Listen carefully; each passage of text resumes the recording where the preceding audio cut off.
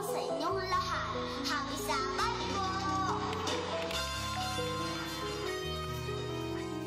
Yung video po na to is nakakatuwa po pero in the same time nakakalungkot po.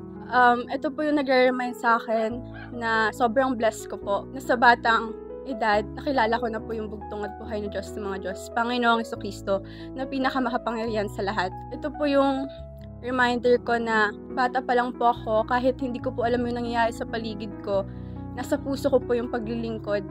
At nagpapasalamat po ako sa mga magulang ko dahil hindi ko na po kailangan maghanap dahil nasa katotohanan na po ako. Ito rin po yung naghubog sa akin kung sino po ako ngayon at ito po yung nagpatibay ng pananampalataya ko. Isa po sa mga memorable na ginagawa ko po nung bata ako ay kapag nagsasabi po ako ng verse bago ako kumanta. Ako po si Ariana, ang batang back to Christ. 1 is 30.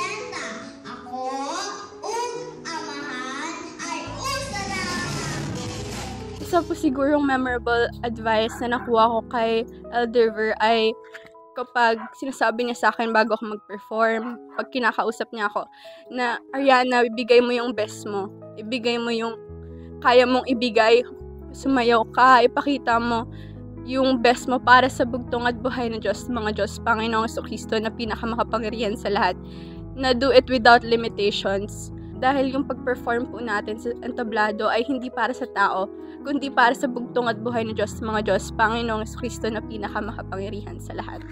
Ang advice ko sa mga bata, kagaya ko dati, kung nasa puso nyo ang paglilingkod, huwag kayong mahiya, ibigay nyo dahil ito ay para sa bugtong at buhay ng Diyos, mga Diyos, Panginoong Jesucristo na pinakamakapangyarihan sa lahat.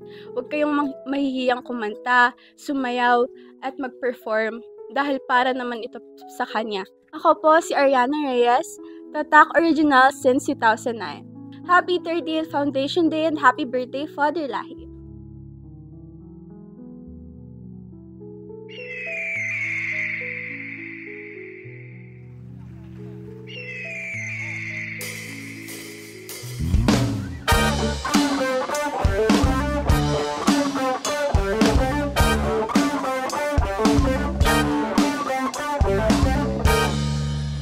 Magandang gabi po sa inyong lahat. 1 G Strenta, ako at ang ama ay Lisa.